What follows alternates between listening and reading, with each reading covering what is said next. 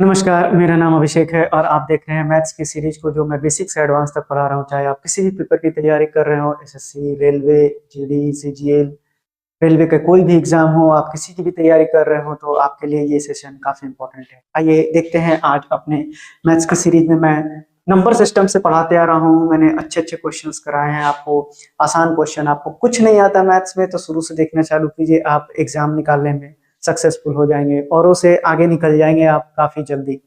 आप किसी पंचवर्षीय योजना में नहीं जाएंगे, मैं आपको इस तरह से पढ़ा रहा हूँ।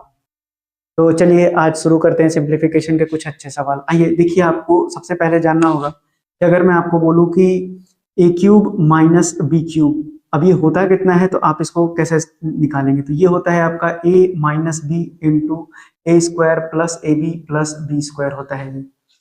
तो यानी कि अगर हम इसको इस वाले पोर्शन को अगर हम इधर लेकर आते हैं तो A cube minus B cube divided by A square plus B square plus A B को लिखूं तो ये बन जाएगा मेरा ए माइनस बी। अब देखिए, अगर इसको देखेंगे तो ये भी ए क्यूब है और ये बी क्यूब है। अब आप देखिए, ये है आपका ए स्क्वायर और ये है आपका बी स्क्वायर और ये है आपका ए इंटू बी। आप गुना करके देख लीजिए तो आपको पता चल जाएगा कि 5.5 को आप गुना करेंगे 16 से तो आपको पता चलेगा कि 22 आ रहा है। यानी कि इसकी वैल्यू सीधा कितनी आनी चाहिए, ए माइनस बी, यानी 5.5 में से आपको केवल यहाँ 4 घटाना था। 4 घटाएंगे तो 1.5 इस सवाल का सही उत्तर हो जाएगा। यानी कि ऑप्शन नंबर, मैं क्वेश्चन दिखा दूं आपको, ऑप्शन नंबर सी इस सवाल का सही उत्तर हो जाएगा। आइए देखते हैं इस क्वेश्चन को, जो आपके आरआरबी एनटीपीसी में पूछा गया सवाल है। ये कई बार कई परीक्षाओं में इस तरह के सवाल पूछे जाते हैं। आइए पहले इसको समझ लेते हैं, उसके बाद आगे बढ़ते हैं। तो मैं क्वेश्चन को हटा दूं पहले, तो आप देखिए कि यहाँ पर अगर मैं लिखूं कि A cube plus B cube plus C cube minus 3abc, इसकी वैल्यू कितनी होती है तो ये होती है A plus B plus C into A square plus B square plus C square minus A B minus B C और minus ए सी के बराबर होता है ये।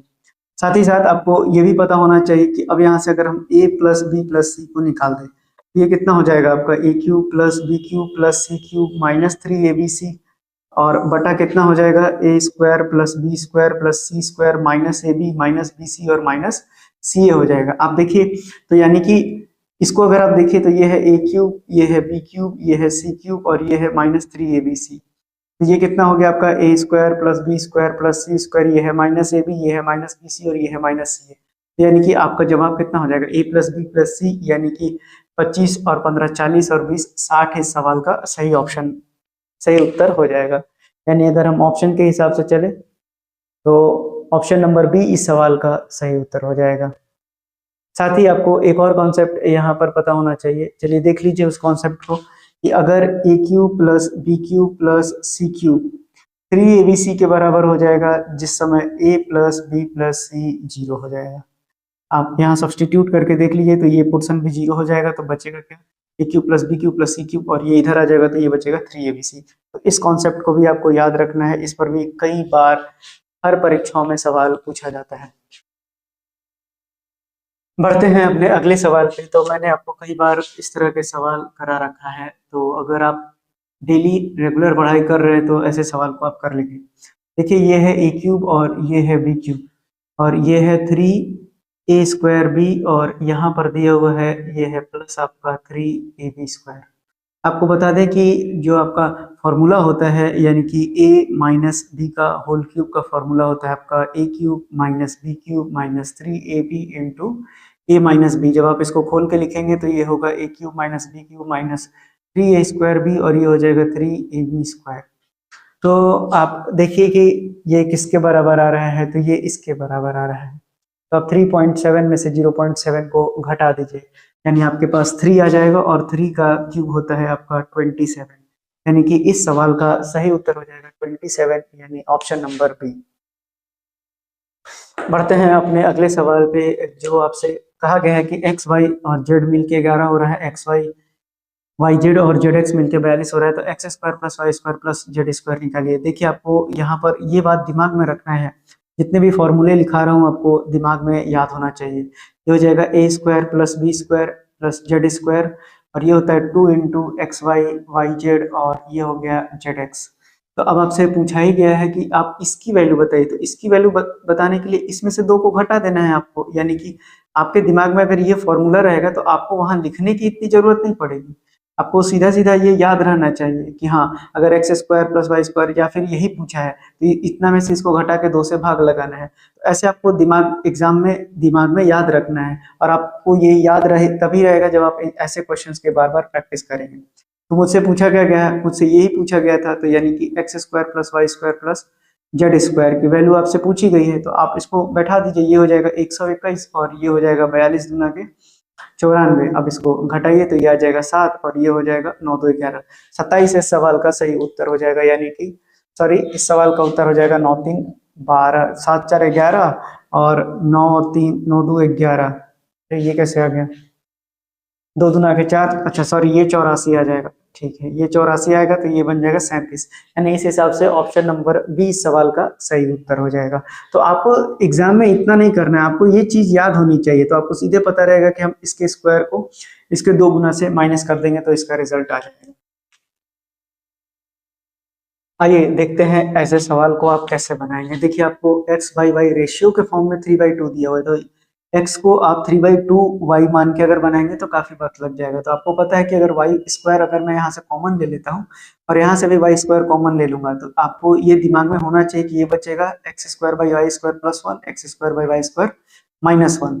तो मैं एक बार करके दिखा देता हूँ आपको, लेकिन ये आपको दिमाग में रखना है। तो ये बन जाएगा आपको x square by y square और प्लस 1, और नीचे अगर वाई स्क्वायर लेंगे तो ये है x square by y square minus 1, यानी ये इससे कैंसिल आउट हो जाएगा। तो आपके कितना बचेगा, यानी कि ये है 9/4 प्लस 1, यानी 9 4 ऊपर 13 आएगा और नीचे कितना आएगा, 9 में से 4 गया 5, क्योंकि 4 4 कैंसिल आउट हो जाएगा तो 13/5 इस सवाल का सही उत्तर हो जाएगा।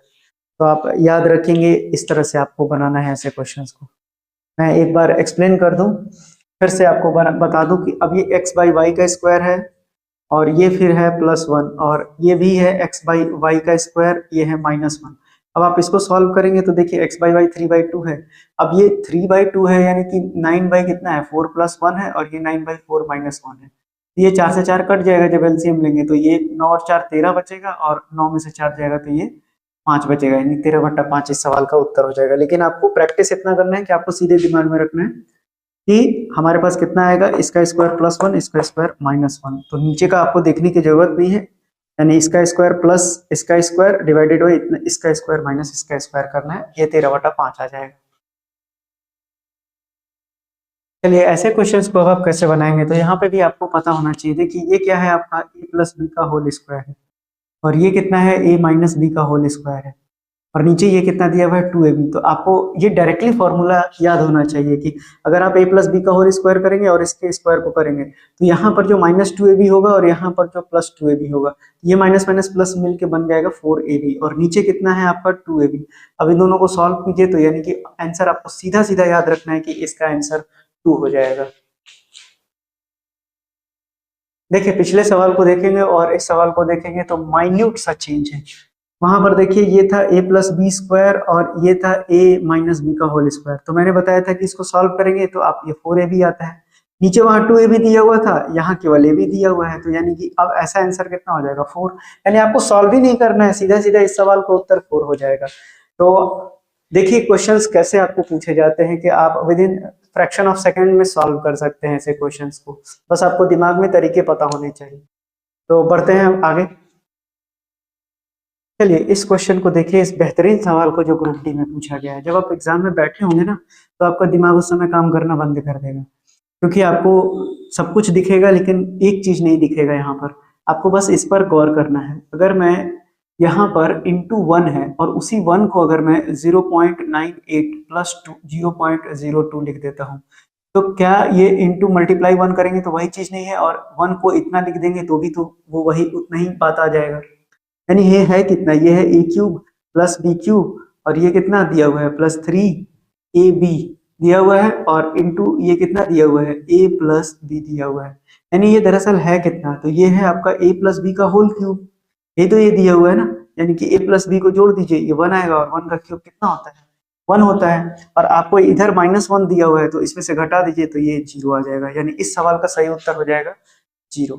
तो देखिए आप इस क्वेश्चंस को अगर थोड़ा सा, क्योंकि आपका एग्जाम में प्रेशर बहुत ज्यादा होता है तो दिमाग उस समय काम नहीं करता है, तो जब तक आप ऐसे क्वेश्चंस को प्रैक्टिस करके नहीं जाएंगे एग्जाम में ऐसे क्वेश्चन आपसे नहीं बनेंगे। तो अब आप देखिए कि आपको कैसे पढ़ाई करना है। आइए देखिए इस अप्रोक्सीमेशन के सवाल को जो आपके आरआरबी एनटीपीसी में पूछा गया है। देखिए मैंने बताया ये 3 का रेकरिंग है, यानी ये लगभग 3/9 है, मैं उसको 10 लिखूंगा। ये 25 है तो इसको कोई चेंज नहीं करेंगे, ये 100 ही रहेगा। ये 0.5 हो जाएगा, यानी इसको हम 5/10 लिखेंगे और इसको 125/1000 और इसको तो 24 ही लिखेंगे हम। अब ये पता है 8 है, ये 2 है और ये 4 है, तो हमको पता है कि ये कितना है, ये लगभग लगभग 3 है। तो नीचे देखेंगे तो ये कितना हो जाएगा आपका 1/8 गुना 10 हो जाएगा और ऊपर में कितना हो जाएगा 9 हो जाएगा। अब आपको बताइए कि अगर मैं 1/10 को 1/8 को लिखता हूँ और ये हो गया 0.9, तो 0.9 किसके अप्रॉक्स है, 1 के अप्रॉक्स है, तो 1/8 इंटू 1, यानी इस सवाल का अगर ऑप्शन वाइज जाएंगे तो 1/8 सही आना चाहिए, यानी ऑप्शन नंबर डी इस सवाल का सही उत्तर हो जाएगा। देखिए अब इस सवाल को आप पढ़ते के साथ देख लेंगे कि ये है a+b का होल स्क्वायर और ये है a-b का होल स्क्वायर और नीचे कितना है ab।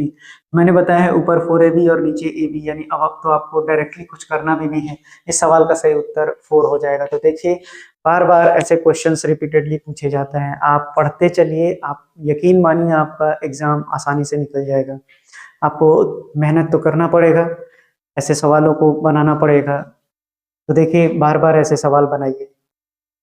देखिए इस कंपैरिजन के सवाल को यहाँ पर आपको सीखना पड़ेगा। देखिए अगर ये एक परफेक्ट स्क्वायर है तो यानी ये भी एक परफेक्ट स्क्वायर है, लेकिन कैसे आप देखिएगा तो ये √2b के साथ है, यानी कि निश्चित रूप से यहाँ पर ये 2ab बना हुआ है, तो 2b बनाने के लिए यानी 6√2 लाने के लिए 3√2 हो गया, तो अभी तो 2a है या फिर ये b है। अब देखेंगे कि कौन क्या है, यानी कि अब हमको यहाँ केवल 1 ही बच रहा है, तो यानी कि ये तो मेरा 2ab हो गया, यानी कि एक मेरा 1 का स्क्वायर है, दूसरा मेरा 3√2 का स्क्वायर है और तीसरा मेरा 2ab है। तो ये तो हमको सब कुछ मिल गया ना, मिल गया, तो अब हमको क्या बचा, तो हम देख लेते हैं, ये 1 हो गया, 3×3 = 9 × 18 और ये आके बैठ गया 6√2 पर, यानी कि 18 और 1 में टूटा हुआ है ये, तो यानी कि हमारे पास ऑप्शन में पूछा गया था ए, तो ये मेरा ए हो गया, ये मेरा बी हो गया, तो इस सवाल का सही उत्तर हो जाएगा 1।